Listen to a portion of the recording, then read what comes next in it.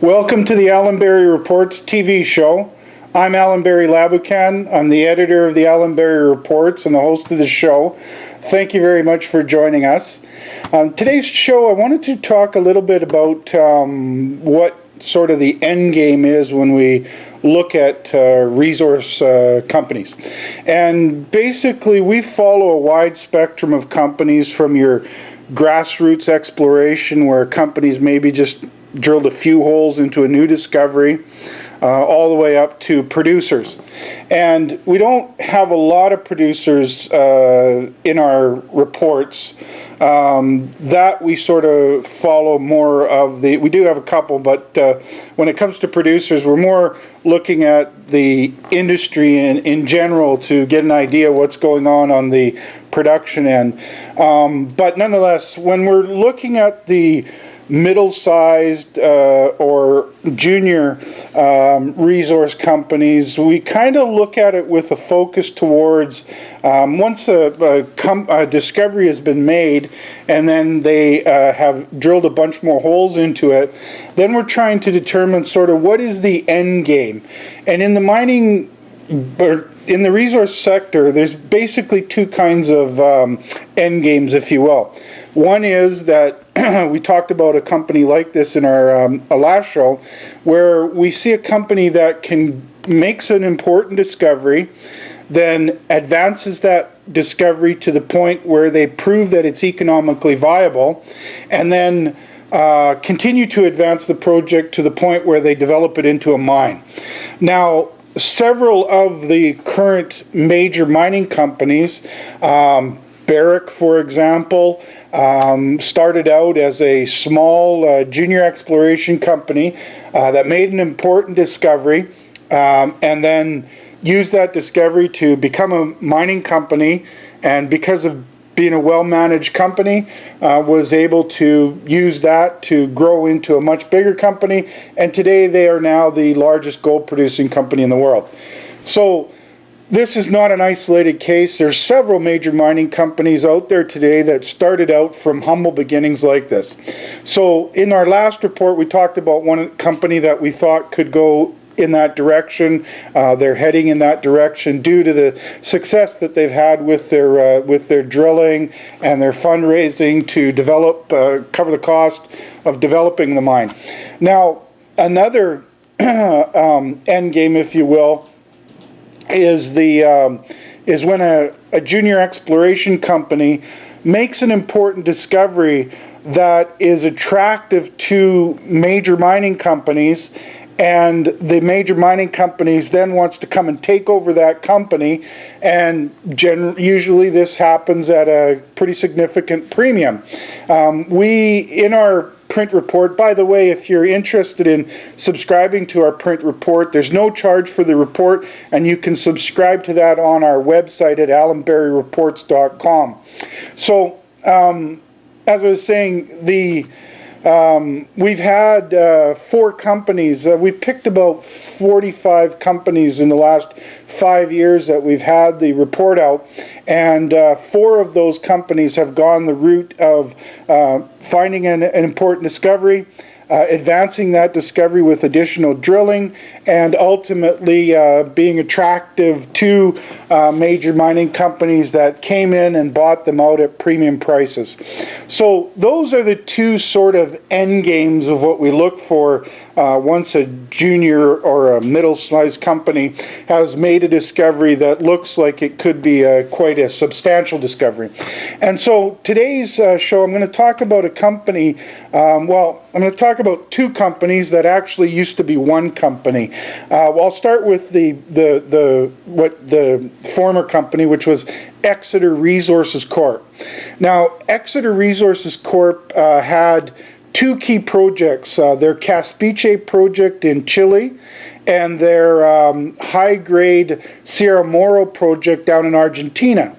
And this was another company that we added during the economic calamity, around the time of the economic calamity of 2008, when a lot of stocks got beaten down. And so Exeter had been an extremely good performer for us. We had we added it to the report at a real cheap price, and it's gone up quite dramatically. But a case could be made that the vast majority of that move was related to their Caspiche project. This is a multi-million ounce gold deposit. It's a copper and gold project down in Chile.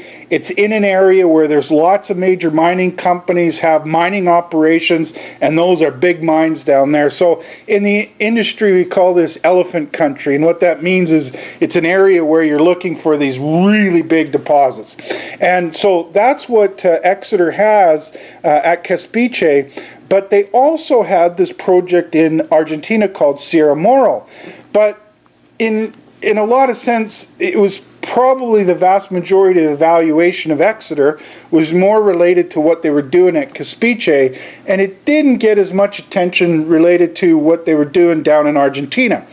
And so management decided that they wanted to spin off the Sierra Morro project in Argentina to the shareholders, and so they created Extore Gold Mines. And so now the shareholders that, until about a month ago, the shareholders had shares just in Exeter. Now they have shares in Exeter and Extore. And so both companies are extremely well financed. They can both go ahead now.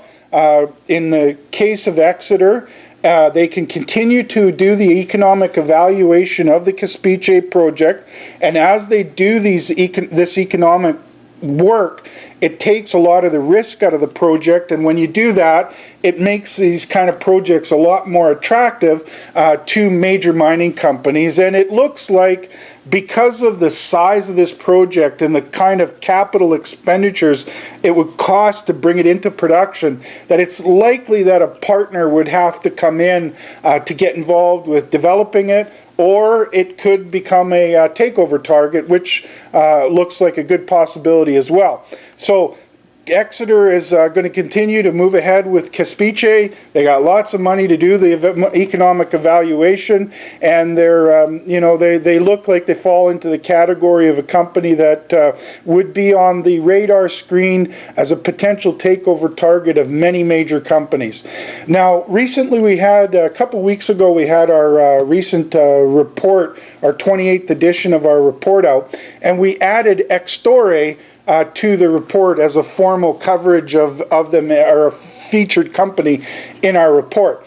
And why we're so excited about this Extore is because of their Sierra Morro project down in Argentina. This is a high-grade deposit. Often when you find these high grades, they can tend to be fairly deep. In the case of the Sierra Morro project, it is close to surface and it's high grade. This is a really good combination, because when you can put that kind of a situation together, if you were looking at the possibility of turning it into a mine, your capital expenditures would be much cheaper. It's in an area of Argentina where they can work practically year-round, so that company is also well funded, and they're going to be coming out with a lot of news on the development front as well. So those are two good companies we think you should take a look at and do your homework on. We think they're attractive, and I think if you do your homework, you'll understand why.